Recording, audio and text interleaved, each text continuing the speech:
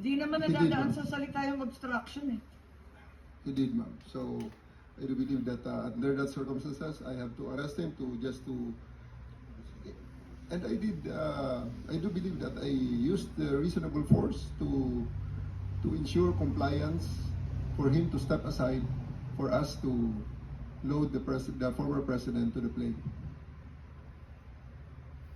So yun lang yung obstruction dahil nagsisigawan yung mag-asawa. He is preventing us from doing our job of loading the former president to the plane. Hinarang ba kayo? Yes, ma'am. Anong ginawa? Nakikita naman sa video eh. eh. Ang Nakikita nakita naman sa ko video. lang, pinipilit niyo iposas, hindi magkasya yung posas. Yes, that's one thing. This blackmail way, he is preventing us. He actually placed another chair at the side of the president for the former president to sit, which is already very much delaying everything because the plane is already ready to fly. Ba't kayo masyadong nagmamadali? We are going, unang-una ma'am, ang reglementary period, mamalasin naman kami pag hindi namin ginawa ang trabaho Bakit? namin. Anong reglementary period? Anong period yun? The Article Dahil sinabi 125, na nga ni Executive Director sa ating PCTC, na diffusion lang naman yun eh. Wala nga commitment pinag-uusapan dun eh. Wala nga red notice, pambira eh. there is a warrant. Tagal na ni Arnie Tevez eh, wala pa rin, di ba? This Ba't is kayo nagmamadali? Ano yung reglementary period mo?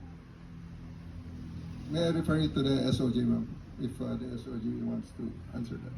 Hindi ba pwede kayo na muna? Mauna lang kayo, tapos sa si SOJ, pwede? Okay, ma'am. Okay. My main processes during the time is that I have implemented a warrant, and it is therefore the person is already arrested by virtue of a legal warrant, and Article 125 comes to play of the revised penal code, which is entitled delivery of persons legally arrested to the proper judicial authority, and I do believe at this point the judicial authority will be the ICC. Therefore, I have to abide with that Article 125 of the So revised penal inaamin code. mo warrantless arresto.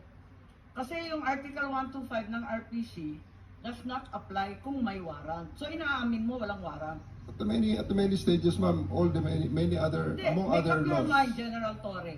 Warrantless arrest ba to o may warrant? Kasi ang liwanag naman ng Article 125 eh, ng revised penal. I do believe that I have a warrant at this time. I just don't want to be. Hindi walang reglementary period.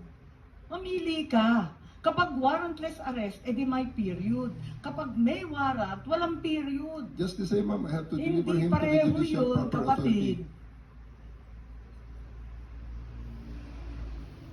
Hindi magkapareho yun. Problema na si Torre. It comes into play when there's a warrantless arrest in accordance with Article 125 of the revised penal code. Di po ba? At saka may kinalaman yun sa delivery of the accused and arrested. Di po ba? And I'm being cautioned by the DOJ, ma'am, that it may be sub judice already to discuss that because of the habeas corpus pending in the Supreme Court, ma'am.